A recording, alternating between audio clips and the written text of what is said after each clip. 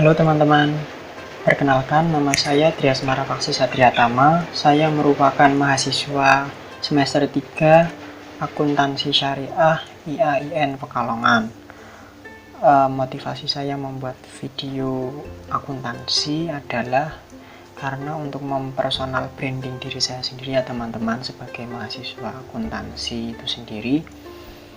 Dan namun yang namanya personal branding itu kan tidak bisa dibuat dalam semalam ya teman-teman, harus konsisten berjalan lama, bisa berbulan-bulan bahkan bertahun-tahun. Maka dari itu harapan saya adalah agar teman-teman yang menonton video saya ini memberikan support atau dukungannya kepada saya, sehingga saya bisa terus-menerus minimal ya konsisten lah dalam membuat video. Namun ya saya tetap berusaha agar kualitas video yang akan saya buat nanti kedepannya jauh lebih baik lagi.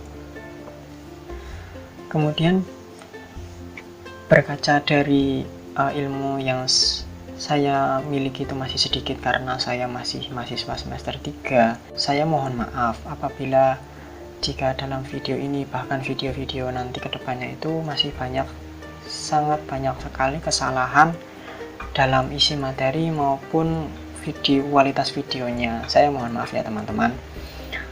Dan kemudian harapan saya sendiri itu agar teman-teman memberikan kritik dan saran yang membangun kepada saya, sehingga saya membuat video ini, konten akuntansi kedepannya itu lebih berkualitas dan lebih baik lagi ya, karena saya mengoreksi dari kritik-kritik dan saran yang teman-teman berikan kepada saya.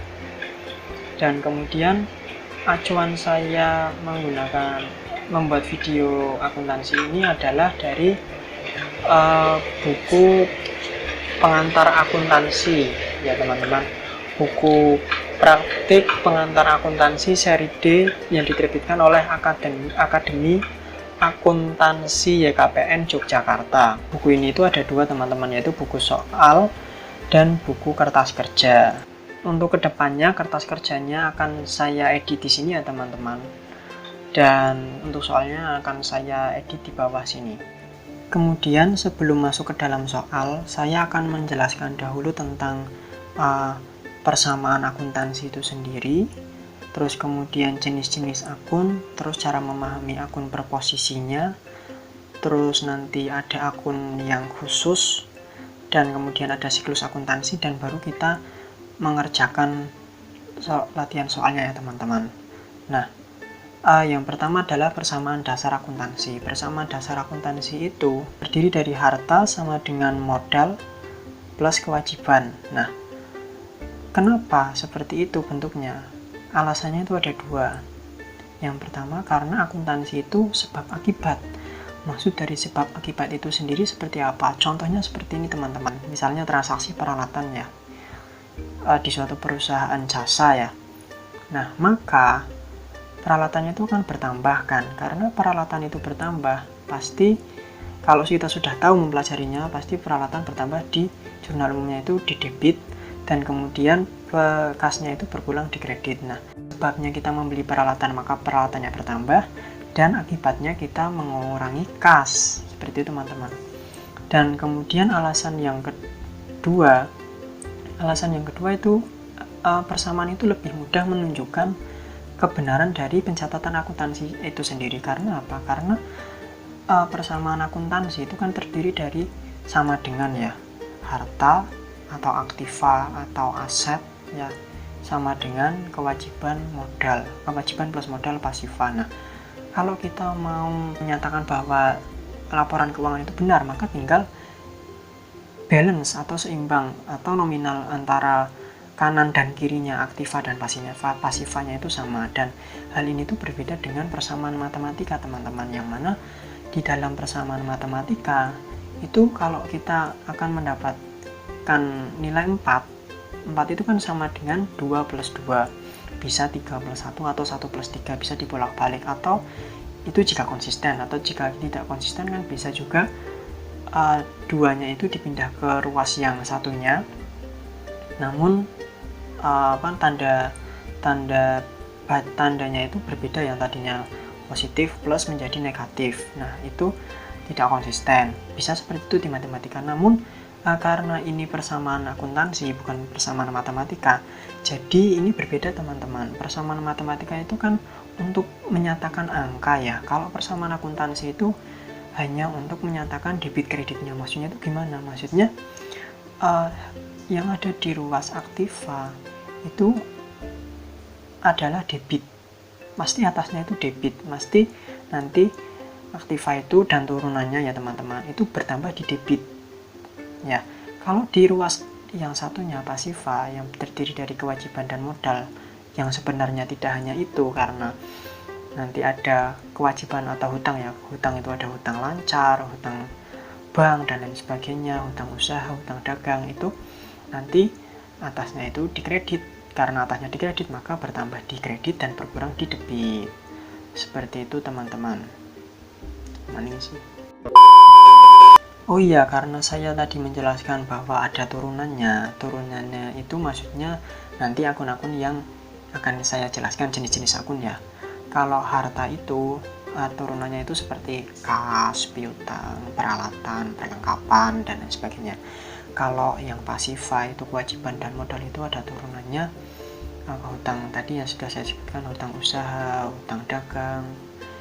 Kalau perusahaan dagang, kalau hutang usaha ya perusahaan jasa.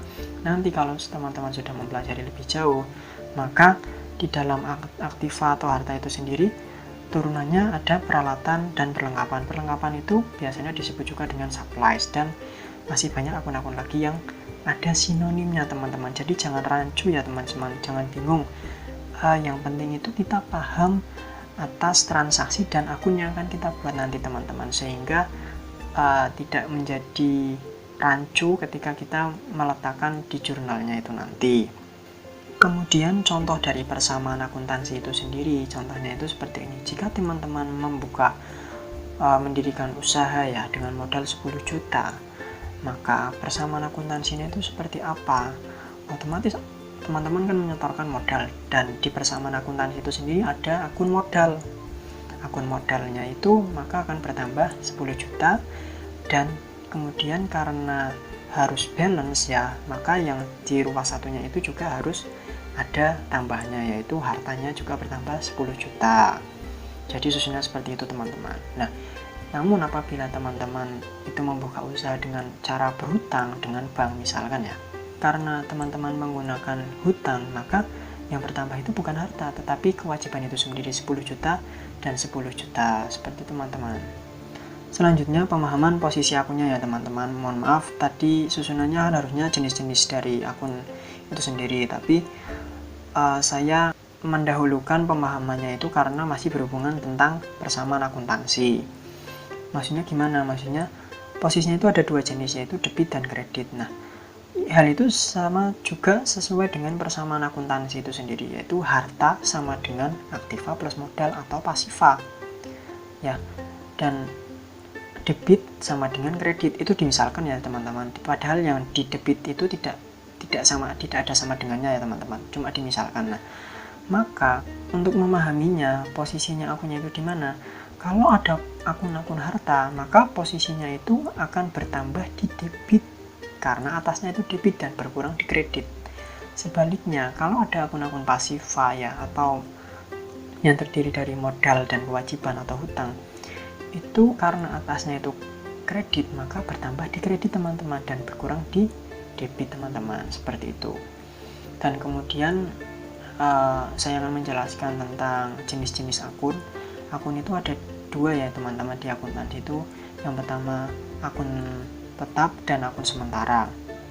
Kalau akun tetap itu akun-akun yang ada di neraca saldo, yaitu aktiva dan pasiva. Dan kemudian kalau akun-akun sementara itu akun-akun yang ada di laporan laba rugi, yaitu pendapatan, beban. Oh iya, kalau akun-akun tetap itu akun-akun aktiva dan pasiva turunannya seperti piutang, terus kas, perlengkapan. Akun aktiva itu juga nanti dibagi menjadi dua teman-teman. Akun aktiva tetap yang terdiri dari peralatan, kas, aktiva tetap ya teman-teman, peralatan, tanah, bangunan. Kalau aktiva lancar itu kas, terus piutang, terus perlengkapan. Terus bedanya apa? Aktiva tetap dan aktiva lancar. Aktiva tetap adalah yang apabila kita cairkan menjadi uang itu sulit teman-teman. Seperti tanah, bangunan, kita kan harus menjual dulu baru kita mendapatkan uang. Seperti peralatan kan mesin ya teman-teman, kita harus menjual mesin dulu baru kita mendapatkan uang. Tapi kalau misalkan kas, itu kan disebut aktiva lancar karena ya kita tinggal mengambil kas saja di berangkas perusahaan mungkin. Nah seperti itulah. Terus perbedaan perlengkapan dan peralatan itu juga kadang menjadi rancu ya teman-teman. Perlengkapan atau supplies itu berbeda dengan peralatan, namanya saja juga berbeda, apalagi posisinya.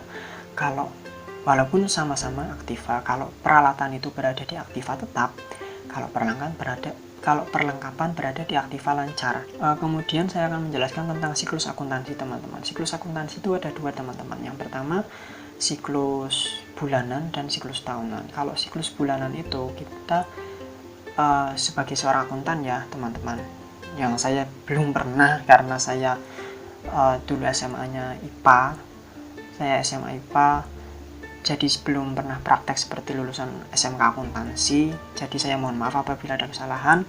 Cuma yang sudah saya pelajari sampai saat ini, kalau seorang akuntan itu kalau siklus per bulannya itu kan berarti ada transaksi perharinya dikumpulkan, kwitansi bukti transaksi itu dikumpulkan, kemudian dimasukkan ke dalam jurnal ya, jurnal umum, jurnal pembelian, penjualan dan sebagainya, tergantung dari perusahaannya, jasa atau dagang atau manufaktur atau perusahaan jenis lainnya. Kemudian itu per hari teman-teman. Kemudian sampai di akhir bulan mungkin tanggal 30, 31, kalau Februari ya 28 atau 29, di akhir bulan itu bisa ada penyesuaiannya. Itu tidak semua akun kita sesuaikan, namun ada akun-akun yang kita sesuaikan, hanya beberapa akun. Nah, untuk lebih jelasnya tunggu video saya berikutnya teman-teman. Kemudian setelah penyesuaian laporan laba rugi, setelah laba rugi baru perubahan modal, setelah perubahan modal baru neraca saldo. Kalau siklus 1 tahun ya kita dari jurnal-jurnal umum yang setelah kita dapat tadi dan jurnal penyesuaian yang telah kita dapat dari bulan-bulan sebelumnya itu kita posting ke buku besar. Setelah kita posting ke buku besar, kita akan mendapatkan neraca saldo lagi, neraca saldo yang di akhir tahun. Kemudian kita membuat laporan keuangan. Setelah membuat laporan keuangan, kita membuat jurnal penutup, dan akun-akun yang tidak ditutup di jurnal penutup itu akan menjadi persediaan di awal tahun berikutnya. Nanti untuk lebih lengkapnya tunggu video-video saya selanjutnya teman-teman. Semoga bisa konsisten ya teman-teman, mohon dukungannya. Kemudian kita masuk ke pembahasan soal ya. Yang pertama itu bab 1 tentang persamaan akuntansi. Buku ini ya, buku soal itu ada 6 bab, mohon maaf, sampai jurnal khusus dan buku pembantu. Dan yang bab pertama itu persamaan akuntansi ya teman-teman. Nah, pada bab 1 soal yang pertama itu adalah tunjukkan apakah setiap transaksi berikut akan menaikkan, menurunkan, atau tidak berpengaruh terhadap modal perusahaan. Nah, untuk kertas kerjanya akan saya edit di sini ya teman-teman. Kertas kerjanya itu terdiri dari nomor dan pengaruhnya, apakah menaikkan, menurunkan, atau tidak berpengaruh sama sekali terhadap modal itu sendiri. Dan untuk file soal dan jawabannya bisa teman-teman download di deskripsi di video ini ya teman-teman. Kita masuk ke soal yang pertama, transaksi yang pertama, yaitu dibeli supplies kantor secara tunai. Nah, kalau saya agar lebih mudah kita bayangkan di jurnal umum teman-teman. Dibeli supplies kantor secara tunai. Dibeli supplies kantor secara tunai, maka yang pertama adalah supplies atau perlengkapan itu sendiri teman-teman. Perlengkapan atau supplies itu termasuk dari harta atau aktiva, maka bertambah di debit teman-teman. Nah, maka yang di kredit itu apa teman-teman? Bertambah atau berkurang? Yang di kredit itu pastinya akan berkurang karena kita membeli perlengkapan dengan uang yang ada di perusahaan itu, yaitu berupa kas. Nah, maka kasnya itu berkurang di kredit teman-teman. Seperti itu teman-teman. Kemudian di kertas kerjanya itu karena tidak ada pengaruhnya, karena tidak ada akun modal, maka tidak berpengaruh sama sekali terhadap modal. Oh ya teman-teman, mohon maaf saya lupa bahwa hal-hal akun-akun yang mempengaruhi modal itu ada 4, yaitu modal itu sendiri, akun modal itu sendiri, kemudian akun beban, kemudian akun pendapatan yang sudah kita rasakan ya teman-teman, kemudian yang terakhir adalah privé. Nah, kita lanjut ke transaksi yang kedua ya teman-teman. Transaksi yang kedua adalah pemilik perusahaan menggunakan sebagian surplus kantor untuk keperluan pribadi. Nah, kita bayangkan dulu di jurnal umumnya teman-teman. Di jurnal umumnya itu kan karena privé itu kan, maka karena privé itu termasuk harta atau aktiva, maka privé bertambah di debit. Dan kemudian yang berkurang adalah kas berkurang di kredit teman-teman. Ini masih mudah ya teman-teman. Kemudian yang transaksi nomor 3, dibayar gaji pegawai untuk bulan ini. Nah, dibayar gaji pegawai untuk bulan ini, di jurnal umumnya itu yang didebit adalah beban gaji teman-teman. Kemudian yang dikredit adalah bertambah atau berkurang. Otomatis kita membayar karyawan kan, maka kita mengambil kasnya, maka kasnya itu berkurang.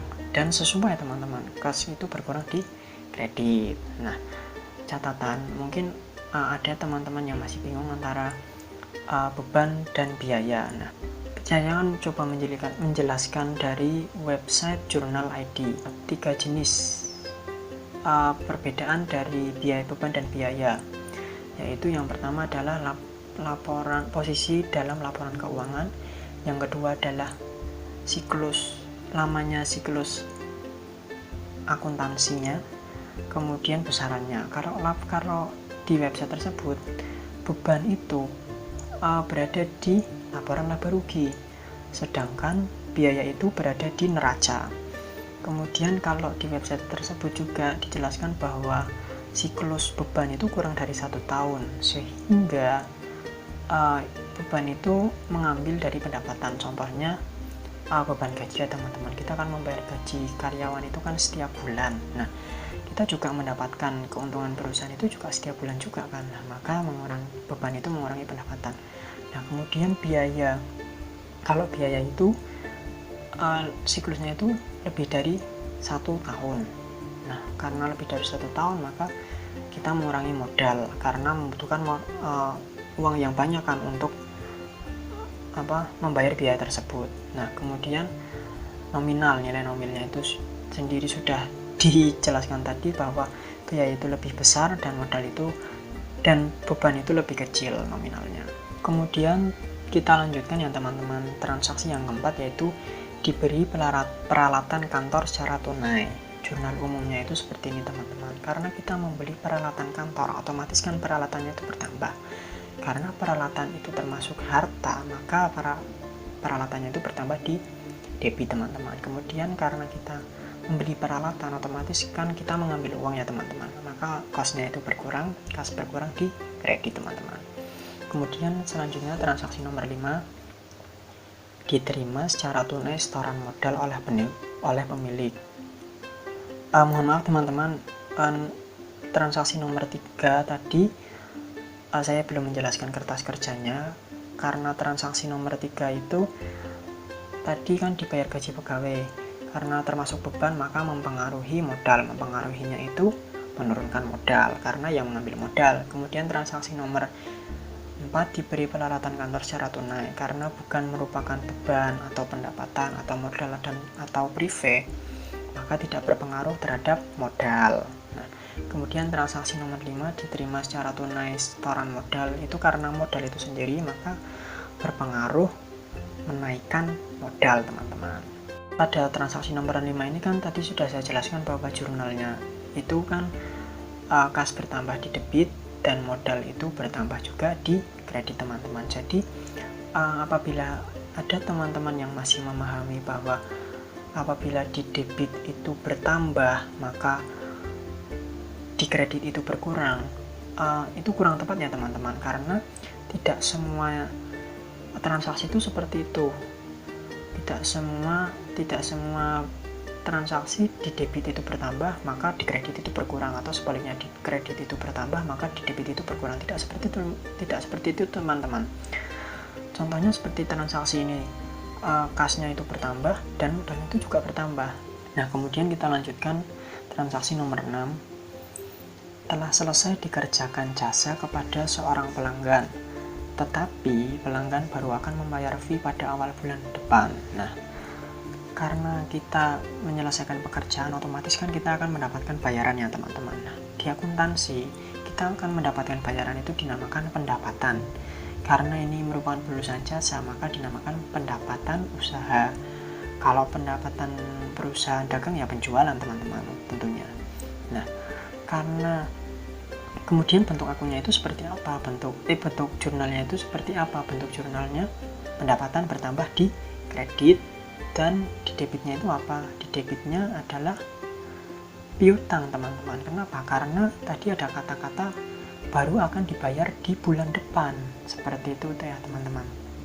Maka itu piutang atau transaksi kredit. Yang dimaksud kredit di sini bukan berarti kreditnya itu langsung bertambah teman-teman, bukan seperti itu teman-teman, tapi yang dimaksud kredit, transaksi kredit di sini itu adalah transaksi yang tidak tunai. Contohnya kan tadi piutang itu kan kita belum menerima uang ya dari pembayaran atau pendapatan yang harusnya kita terima dari konsumen, seperti itu teman-teman. Tidak semuanya itu kalau ini bertambah, kalau di debit itu bertambah maka di kredit itu berkurang, tidak seperti itu kan teman-teman. Nah, hal ini juga berlaku kan, di debitnya itu bertambah, di kreditnya itu juga bertambah, yang mana piutangnya itu bertambah di debit dan di kreditnya itu juga bertambah di pendapatan atau pendapatan bertambah di kredit, seperti itu teman-teman. Nah, kemudian transaksi nomor 7. Telah selesai dikerjakan jasa kepada seorang pelanggan dan atas jasa tersebut pelanggan telah membayar fee secara tunai. Nah, transaksi nomor 7 ini sama seperti transaksi nomor 6 sebelumnya ya, sama-sama pendapatan. Nah, otomatis kan kita bisa mencontek langsung ya.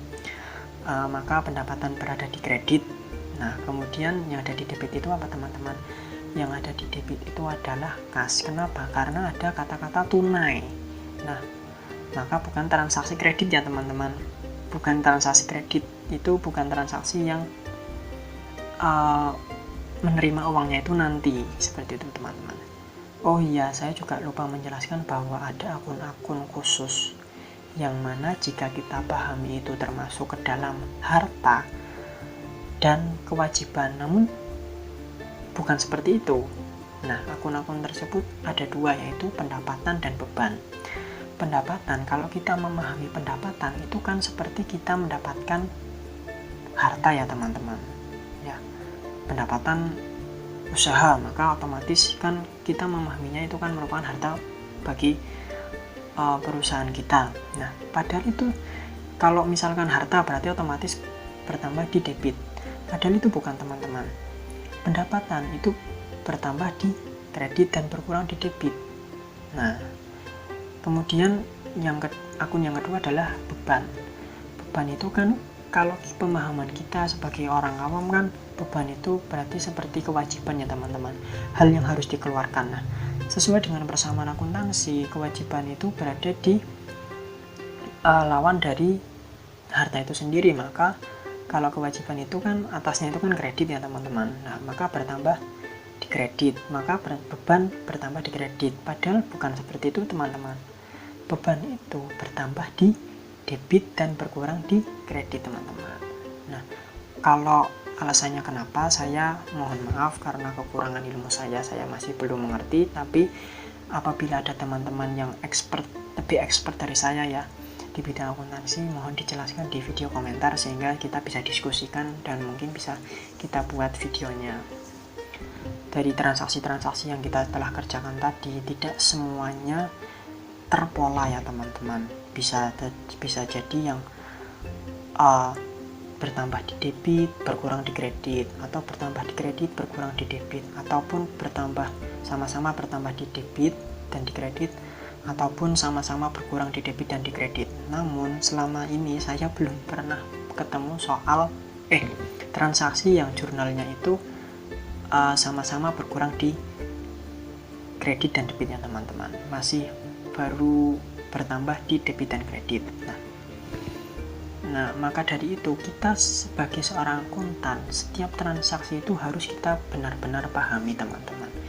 Kita benar-benar memahaminya, dan setelah itu kita hafalkan.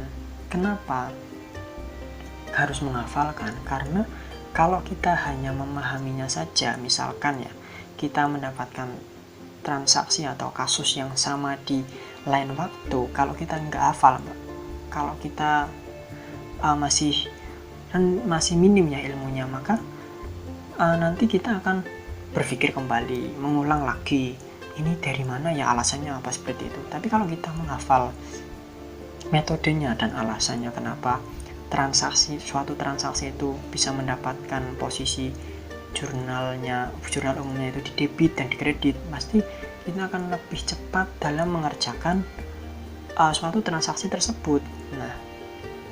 Namun sebaliknya, kita juga tidak bisa menghafal saja tanpa memahami, karena apabila kita menghafal saja, kita akan kehilangan esensi, kehilangan inti dari pengerjaan transaksi tersebut. Nah, mungkin kita tinggal menuliskan di debit kreditnya kita, misalkan pembelian peralatan. Karena pembelian peralatan, maka kita sudah hafal ya, bukan karena memahami. Kita hanya menulis, peralatan bertambah di debit, maka kita tulis peralatan, kemudian kas berkurang di kredit, tanpa mengetahui bahwa ada sebab akibat yang menyertainya, seperti itu teman-teman. Sekian video yang dapat saya buat, semoga teman-teman dapat memahaminya, dan mohon maaf apabila masih banyak kesalahan, dan dukung saya terus teman-teman agar bisa membuat video-video kedepannya itu lebih baik dan konsisten ya teman-teman. Terima kasih, bye bye.